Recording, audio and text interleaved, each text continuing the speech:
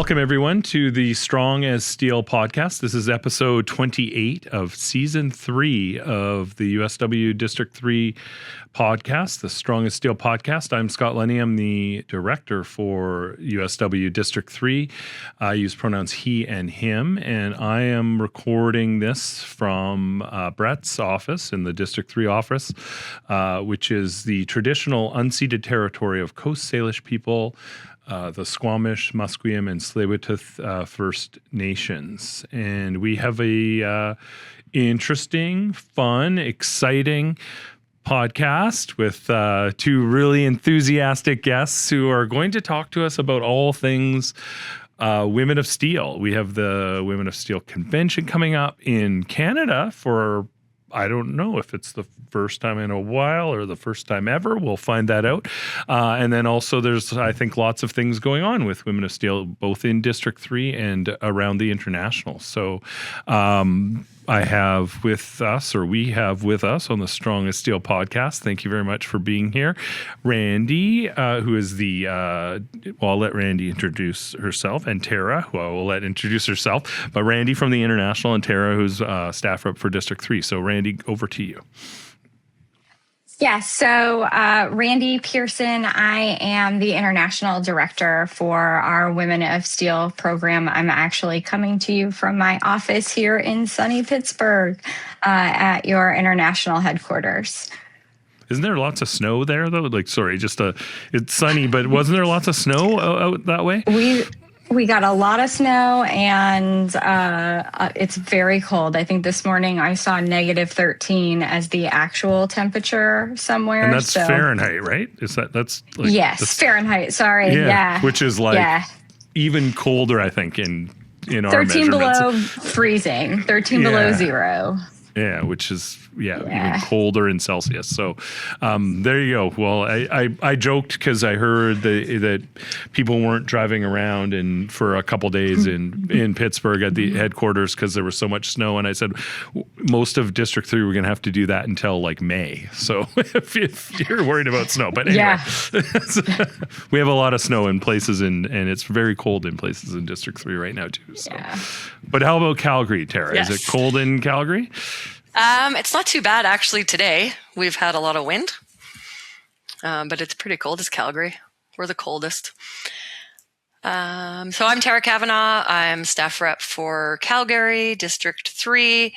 I'm also the Women of Steel coordinator for District 3, and I have been involved with the Women of Steel for many years, including setting up the Women of Steel committee at Local 1-417 in Kamloops. And yeah, I'm excited to be here. Cool. And you started in a little bit about this, but this is like my first question to both of you is, and you can start, Tara, is like, how did you get to where you are? Because I think that's probably of interest to folks as well. Like, how do you become a staff rep and a District 3 coordinator for Women of Steel? Like, how do you get to that spot? Well, the Women of Steel coordinator, I was politely asked if I wanted it, so I accepted it in 2022. As for the staff rep, it's just takes work. As you go through, it's been about 15 years that I've been involved, and I encourage everyone, take all the education, be active, and that's kind of how I ended up becoming. You were a screener at the Kamloops Airport, right? Like, I always forget about that part of my life. Yeah, but that's, Tara was a screener, like an airport screener, a member of Local 1-417, and got involved in the local, got involved in, things that we were doing in the union, got noticed by folks and, was a casual staff and then got hired a few years ago, right? We hired Tara a few years ago. So yeah. I think I've done every position in the local and every possible position prior to becoming a staff rep. Yeah. There you go. Cool. And Randie, an even longer course to be what do we call you? The Director of Women of Steel, right? Director of Women of Steel at the headquarters. Yeah. So Yeah. So how'd you get there? Much like Tara, I come out of a local. I come out of actually a refining local. So I come out of a refinery in Toledo, Ohio. I was one of very few women there. And, we could go through all of that, but I really credit this program, Women of Steel, to how I got to where I'm at. I, faced a lot of the issues I think that our sisters are facing today in some spaces still, but issues that we'd faced for decades before. And like this program gave me the education that I needed to go out and change things. So like I can't gush enough. It probably sounds a little overkill, but truly the Women of Steel program for me was like what gave me that confidence, but that education that I needed to go back to my local and get involved and do the things that, Tara said she was able to do and accomplish in holding every position in her local. And so I was involved in locally a little bit more of a strategic way. I, worked on some issues that I personally was having and some other women were having, and got involved with Rapid Response, which is a program that's very unique to the U.S., but I know you all do some of the same type of work. It was a legislative program. And when an opening came up on staff, they asked me to come out and do that work for District 1, which is where my local USW 912, got to give them a shout out, was located. And so, I did that for several years before being asked to move here to Pittsburgh, where I worked as a national coordinator for Rapid Response. So I think that's very reminiscent to like your CNO. And so I came here to do some of that coordinating work. And then when this opportunity came for me, I think it probably shows just in our conversation that this was the right place. Like, this is my space. Yeah.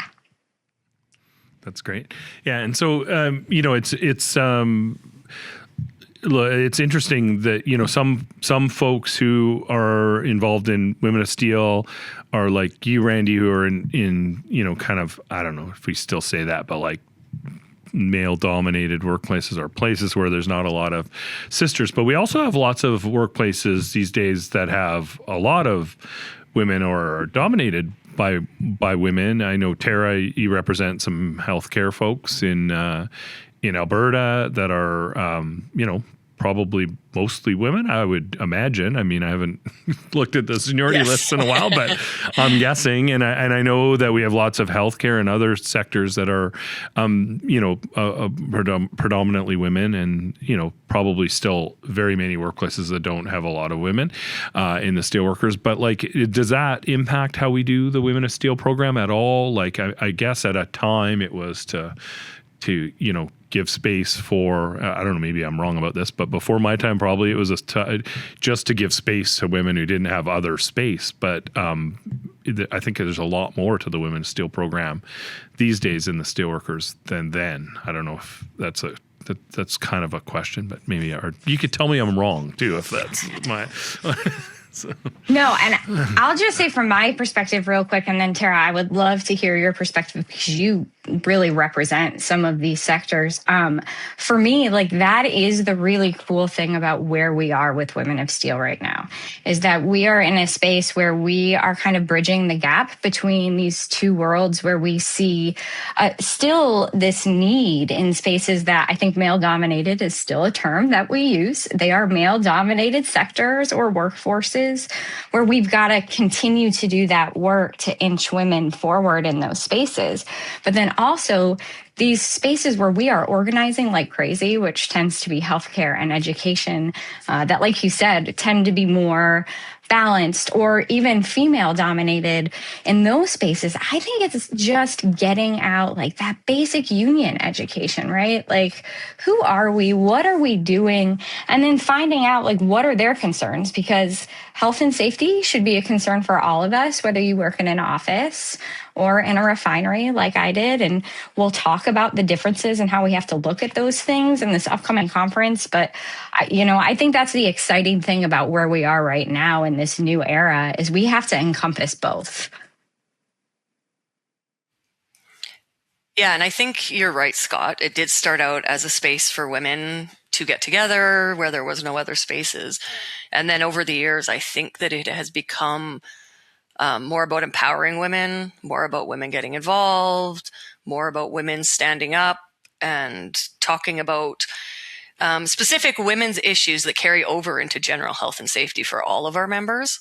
And I think that's the difference maybe from when Women of Steel was created until today, is it's more about empowerment, not so much about just having a private space for women. It's trying to get women empowered to stand up. Mm-hmm.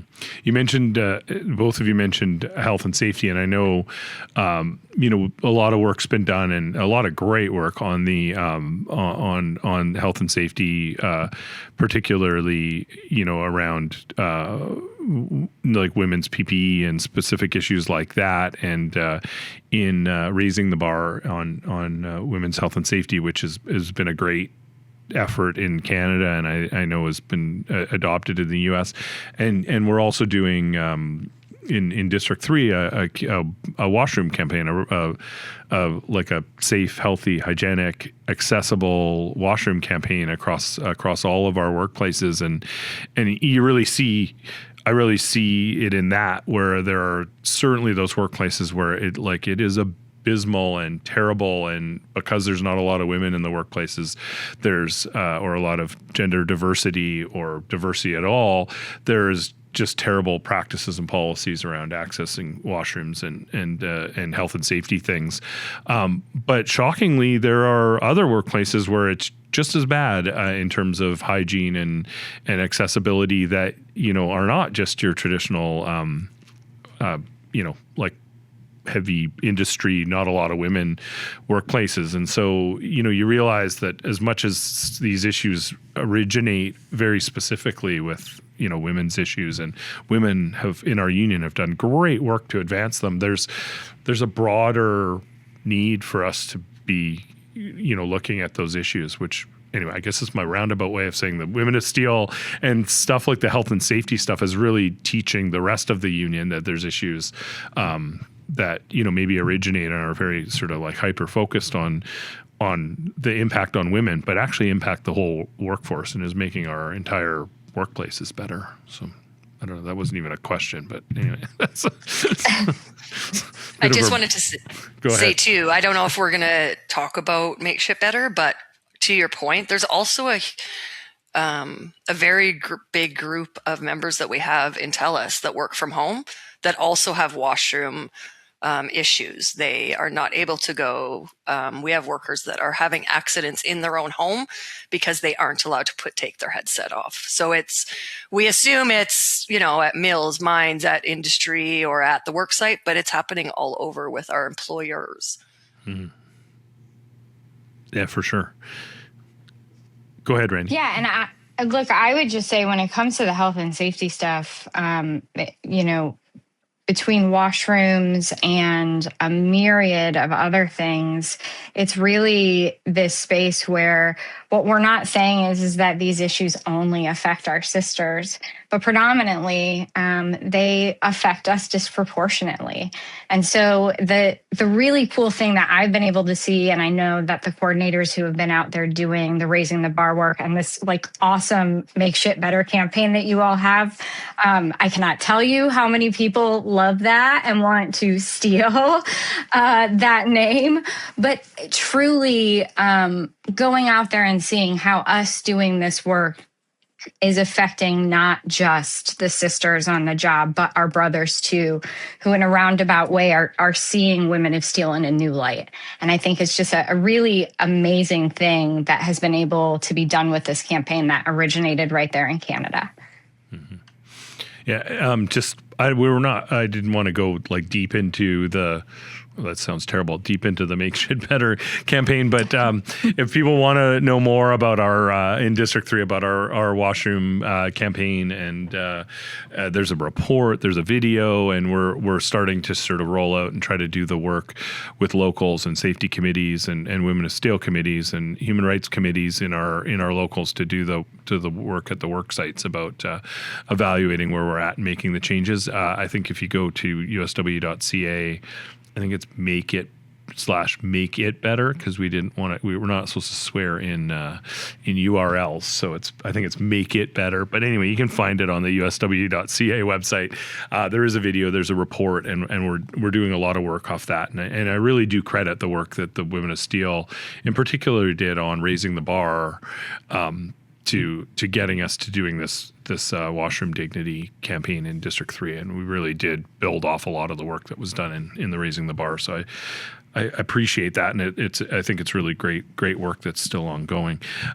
Hey, I get the benefit of hearing and reading reports, Randie, that you give to the International Executive Board, but I know you're doing a lot of there's a lot of energy around Women of Steel and doing a lot around education and some other stuff. So maybe you could just give us a sense of the direction you're taking, or I guess you and your colleagues are taking Women of Steel since you've been the director of the program. Yeah. So the cool thing about kind of being in this space of transition and seeing all of the changes within our union and really looking at this program holistically has given us this thought that we should be educating our sisters on top of using this as a space to create, space for women. And so while we've always educated our women in our own ways and kind of looked to this program to kind of relate it to women's issues, we wanted to create a way to sort of standardize that, because what I didn't want, and what happens probably here more in the US than it does in Canada, because your education is just run a little bit differently, is that if they would come to a Women of Steel education on, let's say, a steward's training, it was specific to women. And what we found was that if those same women went to our education department's training on stewards, right, they would get a little bit different education, and sometimes a better education, because those educators are doing that work all the time. And so being able to recognize that we have so many talented people within our union and utilizing those talents. And so here in the US, really overhauling our education and looking to our education department to kind of lead some of those changes to make sure that our sisters are getting the same education across the board. Which is something that I will tell you, I think is very interesting in the way that you do things in Canada, because it sounds like that's something that kind of already exists there. So looking at how do we take specific women's issues and women's education and turn them into things that Women of Steel can help prop up in Canada versus kind of the overhaul that we're looking at here in the States. What do you think of that, Tara? What are we doing in Canada? That's, I do think we do a great education in Canada in our, back to the locals and stuff. But I know, Tara, you're probably more involved in the Women of Steel education that we've had in District 3 in Canada. I think, just to go off of what Randie said, I think that there is differences, but at the end of the day, across the borders, we're just trying to educate Women of Steel and we've looked at how are we going to do that. Everybody needs the courses, like Randie said, Stewards 1, 2, all of those, but there's some components that we need to specify for women, and that's what I think we're really working hard on now, is pulling those pieces to hold Women of Steel meetings, Women of Steel education, days and conferences, and not just throwing everybody in a class together and just saying, here's your Stewards 1 course, good luck. For sure, yeah. And I know, just to shift a little bit, I know we do at the Women of Steel conference that happens regularly. There's lots of education. I know that's part of the model of the conference, is there's the mini workshops and things like that.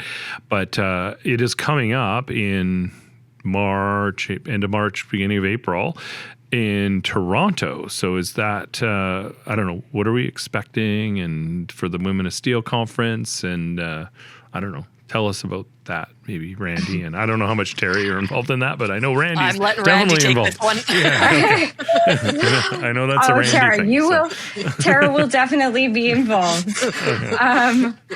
Look, the conference is roughly about 60 days away. So we are super excited. It is in Toronto. You had mentioned, I think when we opened up, this may be the first time or the first time in a while. So this is actually the second time we've held it there in Toronto since the Women of Steel program became an officially constitutionally recognized program in 2005. I think that it is really important that we hold these conferences back and forth on both sides of the border. And, I think we had started that. COVID put a little bit of a wrench in things there for a bit. We had our 2023 conference here in Pittsburgh, but we are in Toronto in 2026. It starts on March 29th. It is going to be a jam-packed few days of exactly what you just said, education. So the whole theme for the conference is education for a new era.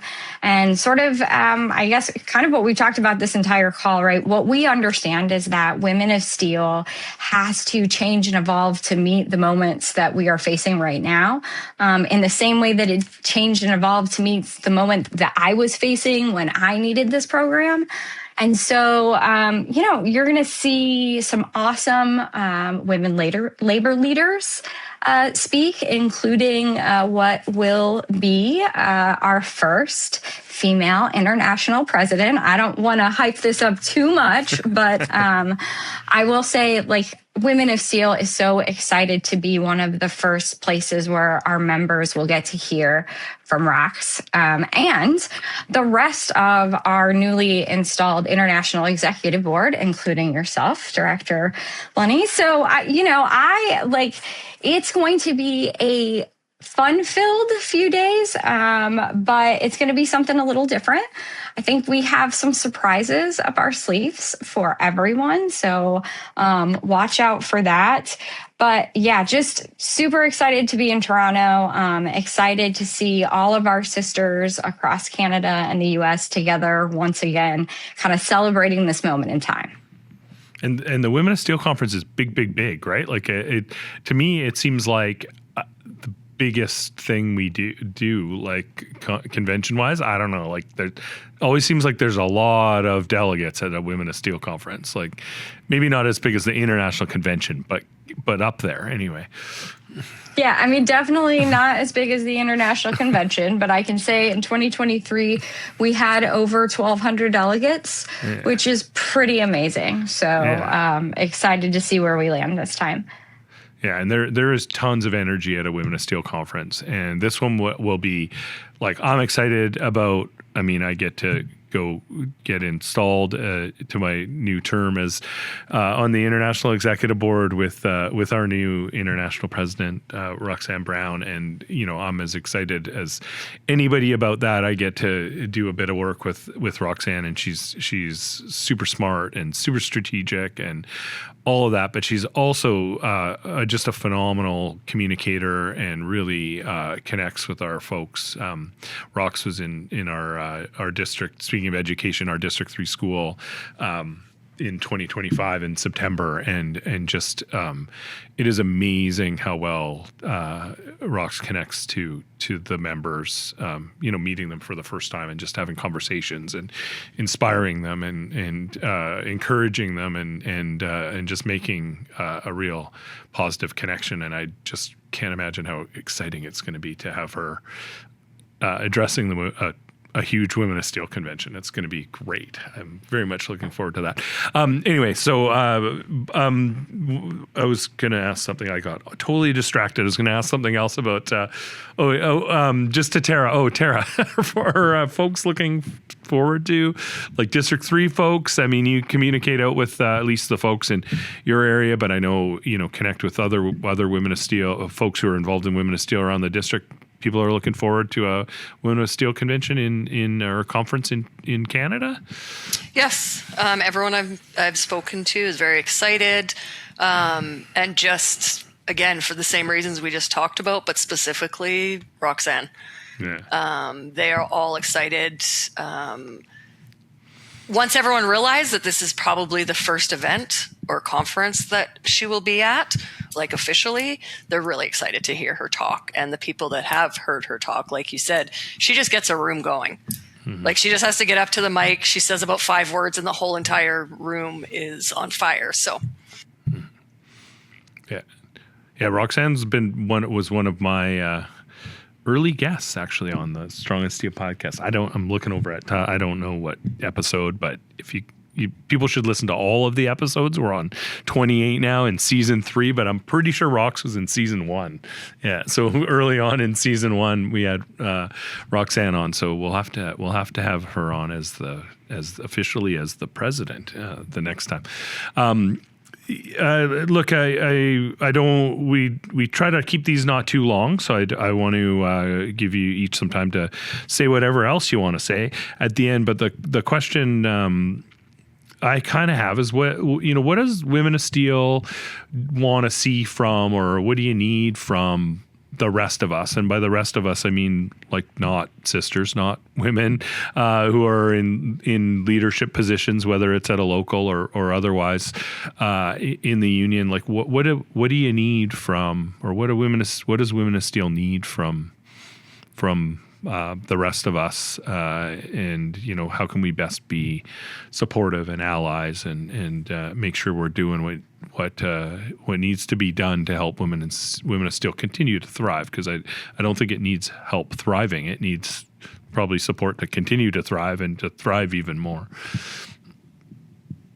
Yeah, Tara, sorry. You go first, Tara. I was just going to say, I think what we need is just the continued support of our brothers, continuing to support the program, continuing to be where we need you to be and support us. Yeah. Look, Tara, and I would just add to that to say, we're in this very interesting geopolitical time, right? And unfortunately, across our two countries, because of the leadership that we see in some spaces, they are trying to further divide us, not just on the gender lines that we've always seen, but as I'm sure you all have seen here in the U.S., we are being divided time and time and time again. It's not by gender or class or race. Now it is immigration status or, frankly, political party in some cases.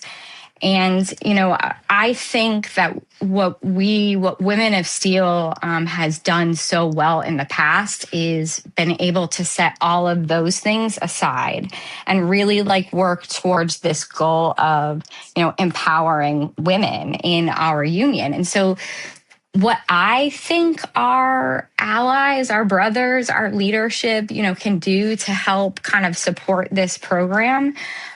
Because like you said, I don't think we need anybody to help prop it up. Our sisters have that covered 100%. But look to our sisters and our sisters' voices and make that space. Because I think what we've seen through this program in so many ways, our sisters can have influence. And it doesn't necessarily have to be from a position of leadership or an elected position within their locals. Sisters, everyday sisters are going out and doing this work and making that space for them, I think, is really the most important thing. Mm-hmm. Yeah, for sure. I mean, I know that just in my little piece of the union that I interact in, that disproportionately women in our union are more active in so many ways in terms of giving up time and energy and effort and support for things that we're trying to do as a union. So and oftentimes there's less women in a local than men, but there's a bigger percentage of those women are involved in making shit happen. So, I think that's really good advice to folks is look to the women to help. They're very much there and very much able to contribute to what we're trying to achieve as a union. Is there anything else before we wrap this thing up that the two of you want to say about Women of Steel, or about anything? Actually, you could, whatever, you can talk about whatever you want, like, I don't know, but I do sort of focused on Women of Steel, but go ahead, whatever, any final comments that you've got about anything? I just wanted to add to what you were just saying and Randie was saying about the women in the locals, and there may be fewer women than men, but the women go to the women because they seem to stand up sometimes. All Women of Steel should be reaching out to their locals to create their own local Women of Steel committee. And there's lots of help. So if you reach out to your locals, they can reach out to the districts and create your own Women of Steel committee at your locals.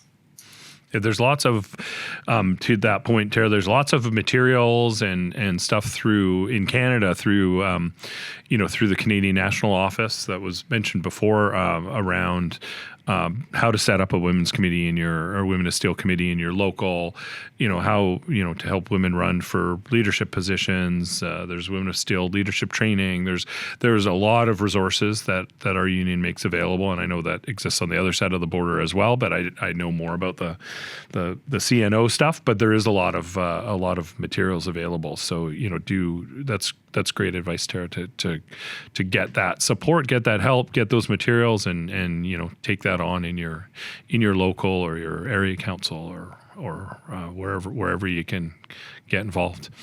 Randie? Yeah, so I would just like to say in closing that I am super excited to kind of be in Canada for this next conference, but I'm going to tell on myself a little bit. And this has been part of kind of my thing, right? If you were at the first conference in 2023, I said we need to be our authentic selves as sisters. So I am someone who is an introvert. And I know that most people will not believe this. If you see me at that hotel, come say hi, because it's probably not in my natural nature to say hi, but I want to say hello. I want to meet all of you sisters. I don't get the opportunity to do this that often and be out there and meet you. So come say hi, come give us a hug. I am so excited to be there with you all. I don't believe that about you, Randie. But anyway, okay, we'll go with that you're an introvert. But I don't know. I'm just gonna say, look, this Women of Steel program, first place where I had to do public speaking, and apparently it worked. Something rubbed off, because after every day standing on that stage, I know you directors never get this way. But my heart is usually pumping. I am ready to go fall over, but it is the honor that I have to be able to do this work, as I know we all share. So, no, I think no, you do a great job, and I understand that too. It's not my natural spot to be interacting with all the people and standing up in front of all the people talking. But you kind of push down the nervousness and the fear, and you get her done, and you're getting her done, Randie. Yeah. So I can say that you're doing a great job. I just again want to really thank you for joining us on the Strong as Steel podcast. I think it's great to have both of you on. I know it's also not Tara's natural habitat to want to be on screen or on microphone. So I really do appreciate you both joining us. And, I hope folks who are listening are, if you're steelworkers in Canada and your sisters, that you're, pushing to get to the Women of Steel conference in Toronto. And really, we're all looking forward to that. And if you're, just listening at home in your locals and you don't have a Women of Steel committee going, or you haven't really been supporting the Women of Steel committee in your local, get on it. It's a constitutional requirement, but that's not the only reason. The main reason is it's going to be beneficial to all the members of your local, all the members of the steelworkers, the community at large, to have a good, active, functioning Women of Steel committee, because the Women of Steel get shit done, right? You get shit done, epic shit, right? That's what Rock says, epic shit done, right? There we go, epic shit. So last time, thank you for being here, and I'll look over at my secret camera over here and just say thank you for listening to the Strongest Steel podcast, the podcast of the United Steelworkers District 3, and please continue to listen, share it around. You can find us on all of the listening things and the YouTubes. And if you want more information, usw.ca/District3. And you can find out more about District 3 and the Steelworkers and the Strongest Steel podcast. So this has been episode 28, and thank you for listening.